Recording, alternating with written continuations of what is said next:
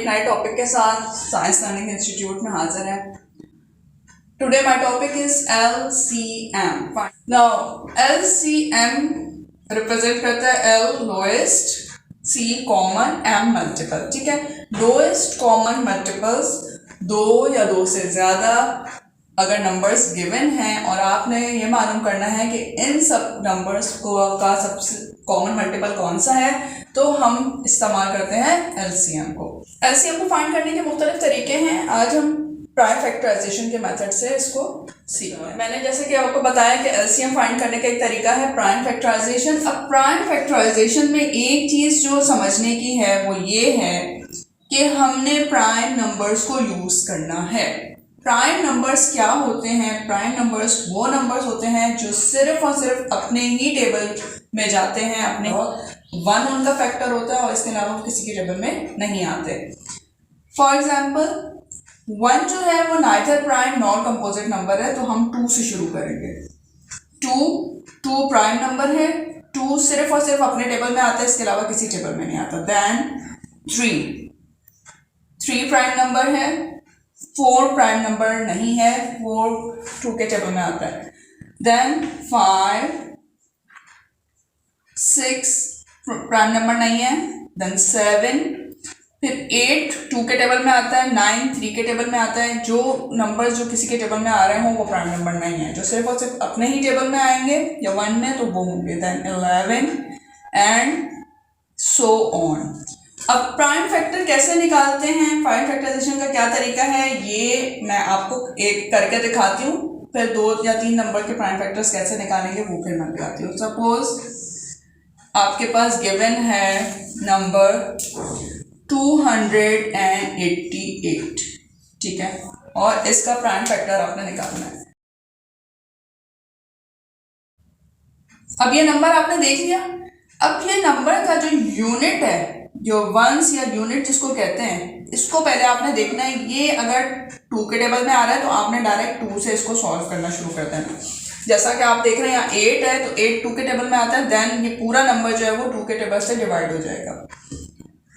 2 how many times 2 comes? 2 1s are 2, 2 4s are 8, 2 4s are 8। Now second step में फिर आपने ये once जो है उसको देखना है। ये अगर 2 के टेबल से डिविजिबल है तो ही यहाँ आपने 2 के टेबल लिखकर इसको सॉल्व करना है।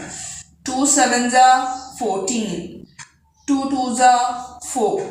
देन अगेन इस नंबर को देखा आपने, 2 3s are 6। अब ये देखें एग्जैक्ट नंबर नहीं आ रहा, 2 3s are 6 है लेकिन यहाँ पर 7 है।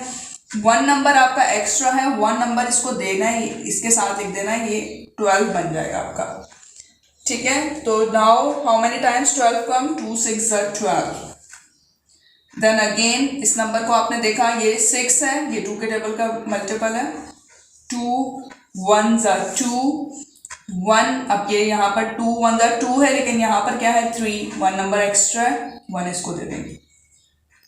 16 बन गया, 2 8s are 16, 2 9s are 18।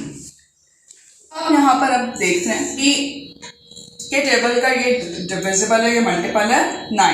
ठीक है, तो 9 जो है अब 2 के टेबल में नहीं आता तो हम डायरेक्ट सेकंड प्राइम नंबर से करेंगे इसको, जो कि 3 है। डायरेक्ट 9 के टेबल से नहीं करेंगे, उसकी वजह ये है कि 9 प्राइम नंबर नहीं है, आपको 3 के टेबल से करना है।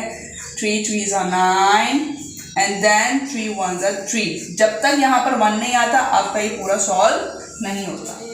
अच्छा, अब ये देखें, यही चीज़ जो मैंने आपको बताई है मैं एक और दफ़ा एक और नंबर से करके दिखा रही हूँ कि ये प्राइम फैक्टराइजेशन को कैसे इस्तेमाल करते हैं।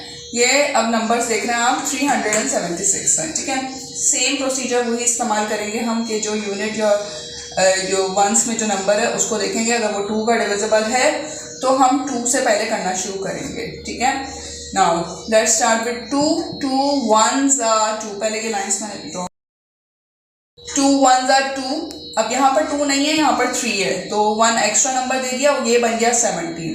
2 8s are 16, लेकिन यहाँ पर 17 है, 1 नंबर एक्स्ट्रा इसको दे दिया, 2 8s are 16।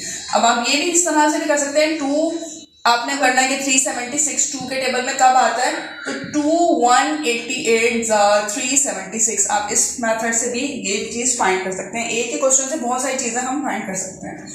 नाउ 2 9 18, 2 4 8, 2 4 8, 1 इसको दे दिया, 2 7 14। अब ये देखिए नंबर आ गया 47।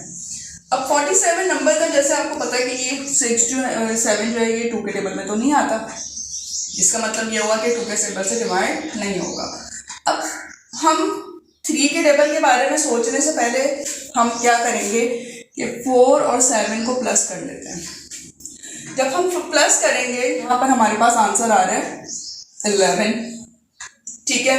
अब डिविजिबिलिटी रूल के हिसाब से अब हमने ये चेक करना था कि ये 3 के टेबल में जा रहा है कि नहीं, तो मैंने दोनों नंबरों को प्लस कर दिया, 11 आया। अब आप बताएं 3 के टेबल में 11 आता है? नहीं आता। इसका मतलब ये हुआ कि ये 47 भी 3 के टेबल से डिवाइड नहीं होगा। ये डिविजिबिलिटी रूल है, ये आप याद रखिएगा। देन देखें कि ये अब मजीद किसी भी टेबल में नहीं जाएगा। इसका मतलब ये हुआ कि ये 47 के अपने ही टेबल में जाएगा, 47 1 47, और यहाँ आपका ये एंड हो गया। तो जब 1 आ गया तो ये यहाँ पर इसका एंड होता है।